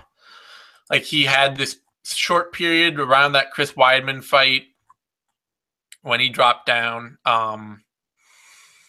The Gegard Mousasi fight, the Chris Weidman fight, where he was suddenly this more aggressive striker, pressing a higher output boxing style, and using that lower weight class and the less weight to be a higher output fighter. And then with the Luke Rockhold fight and into the Yoel Romero fight, I think he's kind of like age is catching up to where he's actually starting to slide back to he's sliding back to his classic style, and not because he wants to, but because he cannot maintain a high output style anymore. Like, both the Rockhold and Romero fights kind of felt like points where Machida was like hanging back, trying to be careful, trying to conserve energy, and still ending up getting tired or getting put in danger and getting hurt. And I don't know. I get this feeling that Brunson's just going to outwork him and is going to get into a couple of hairy spots early in the fight, get hurt a couple times maybe, and that Machida's just going to flag and that Brunson's going to take over as the fight goes on. The biggest thing, honestly, though, is that Brunson's not really capable of taking over a fight that he doesn't knock somebody out in. And I don't think he's going to knock Machida out. Because I think Machida's a little too safety-minded for that, and Brunson swings so ugly. So my guess is that we get something kind of like the Anderson Silva fight, where Brunson shoots a lot of takedowns that he doesn't get, lands the harder shots, gets hurt some, doesn't ever assert himself nearly as well as he should. Mm-hmm. But in this case, probably wins just because Machida doesn't have Anderson Silva's same sort of swagger and point creating to his game. So I'm gonna pick Derek Brunson by an ugly decision. Yeah, I mean, the reason this fight feels like a letdown is not because I don't care about either of these guys. It's because I'm at the point now as the Lyoto Machida fan where I don't really want to see him fight anymore. I'm kind of done with it after the Rockhold and the Romero fights. I'm like, all right, you know what? I mean, it must feel very unfair too to be Lyoto Machida and be like, all right, I don't want to be the smaller guy, so I'm moving down to middleweight, and then he has to fight Luke Rockhold, who is like John Jones's size, and Yoel Romero, who is a mountain of human muscle tissue. But that's the thing, is that what really stood out in both those matchups is that Machida just could not physically compete with the cream of the athletic crop at middleweight. And while Derek Brunson is not on that level technically or mentally, athletically, he's up there.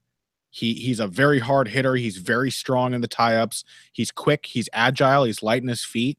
Like he looks like a very good athlete. I'm sure he'd be very, very good in an NFL combine. You know, like he just probably has.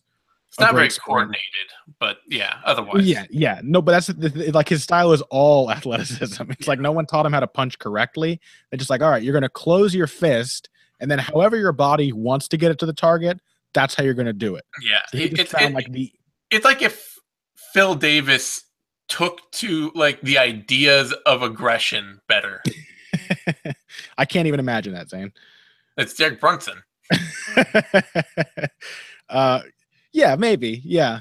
Like Brunson, if Phil Davis was willing to just be like, well, I'm bigger, I'm stronger, I'm just going to run at this dude and swing my fists at him until he goes to sleep. Mm-hmm. But my concern with that is that, I think Brunson might be able to toss Machida around in the tie-ups. As Machida gets older, like that, the problems he was having against guys like Romero and Rockhold aren't going to get any better. No. But also the other problem with age is that you said Machida sort of fell back into his old style out of necessity. He's kind of caught between a rock and a hard place because I think he kind of went to the more aggressive style out of necessity.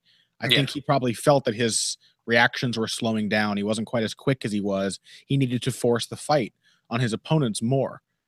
And so what's he supposed to do now? Because there's a very fine line between you letting a guy lead because you have something ready for him and you allowing a guy to lead and he catches you because you can't react quickly enough. And Derek Brunson definitely doesn't have a super technical game, but like the way he set up the left hand on Dan Kelly, that's like some Tyron Woodley type shit. It's tricky. It's not easy to deal with. He flashes the left hand and then you can't see. And as soon as that jab retracts, he's suddenly very, very close. He's covered distance really quickly and the left hand is about to catch you on the chin. And if you're Lyoto Machida, your whole game, like the classic Machida game, is basically landing the counters, the kind of stuff that seems most likely to work against Brunson, is based on having a lot of space and is not really designed to work in the pocket. Machida's nowhere near as good as Anderson Silva ever was at like slipping and avoiding things in close. He's always been, I'm going to be far away, far away, far away, pick my moment and let us both come together at the same time. And I will land the harder, more accurate punch. But it's all about creating like that one collision. And he could do it. Yeah, Brunson's going to give him those opportunities. I mean, but he might also eat that collision on his end too. Like that seems more likely than ever that Machida is just not going to react quickly enough to land that stop hit and will be the one who gets hit by that car crash. So I'm going with Derek Brunson for that kind of reason. I just, having not seen Machida in 2 years, having been pretty disheartened by his last two performances up to that point, I don't have a lot of confidence that he's going to come back and look spry and fresh. I will feel happy if he comes back and looks rejuvenated after the layoff. If he's like, I spent this time hanging out with my family and learning English and posting videos of it on Reddit, and now I feel great. And I'm going to come in here and do to Derek Brunson what I would have done to Derek Brunson 5 years ago, which is knock him out with a left-hand counter. Yeah. But I can't hope for it. So I can't allow myself to hope for it as a diehard Machida fan. And so it is for that reason I have to pick Derek Brunson by second round TKO. Ooh, going for the ground and pound win. The problem with me for me with that, and this may be one of the other problems with picking Derek Brunson in this fight at all. Derek Brunson is a shit awful late finisher. True. If he does not finish you in the first couple of minutes, he is not going to finish you. Like his confidence and his aggression is all an early onslaught. It is, I poured it on you in the first couple minutes. Did you go away? Okay, well, I guess I got to revert to this like either all defense or all wrestling style. And it results in, I mean, even like him having the, even him having some starstruckness against Anderson Silva, it results in the Anderson Silva fights where he's just hanging out outside or he's all the way in trying something that like maybe he's landing the better shots, but his style is so sloppy and uncoordinated. The judges are like, fuck that. I wish he was still at Jackson Wink, man. I really do.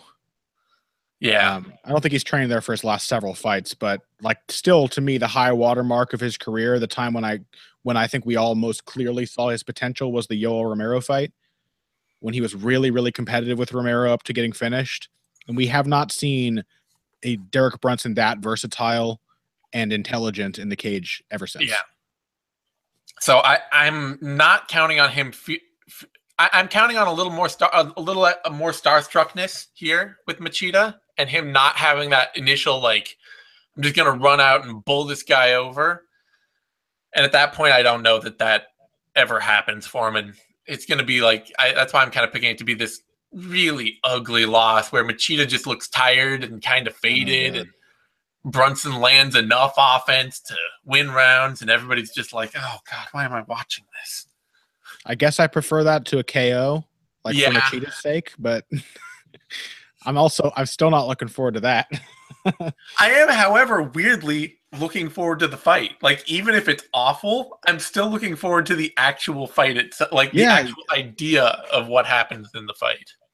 I mean, I like both of these fighters, so like, there's still something compelling about it, and the whole card leading up to it, like, it's just a weird sort of end note for a card that I think really from top to bottom is exceptional and interesting, and like there are very few asterisks to enjoy most of these fights, but this one has several.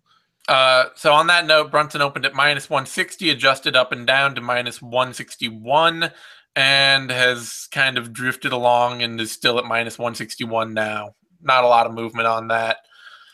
Lyoto Machida opened at +120, adjusted up and down to +132, has gone up a little, got all the way up to +145, and is now down at +134. Still not a lot of movement on that line. So Machida a slight underdog, which makes sense just because how bad a style matchup this would have been for Brunson a few years ago. You want to not pick Brunson here, but it's really hard to pick Machida. Over 2.5 rounds, +135, under 2.5, -155. Brunson by TKO KO is +100. Machida by TKO KO +249. And there you have your meaningful other props as far as I'd see it. I don't know. I'm now at the point where I'd like hardly even make betting recommendations anymore. The odds are just to understand how the fight is viewed by the public. Yep.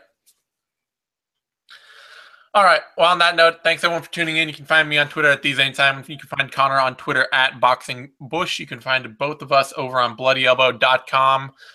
It's where you, in our various roles, writing our stuff on video, whatever. You can find give this video a like, thumbs up thing over on YouTube. That helps us a ton. Subscribe to our YouTube channel, MMANation.com, DOTCOM, to get all the latest Bloody Elbow videos, shows, analysis, stuff we do week in, week out. We will be back next week with UFC 217, I believe. That is coming right up. So 3 title fights, tons to talk about. We will spend way too much time on it. Thanks for everyone for tuning in, and we'll see you soon.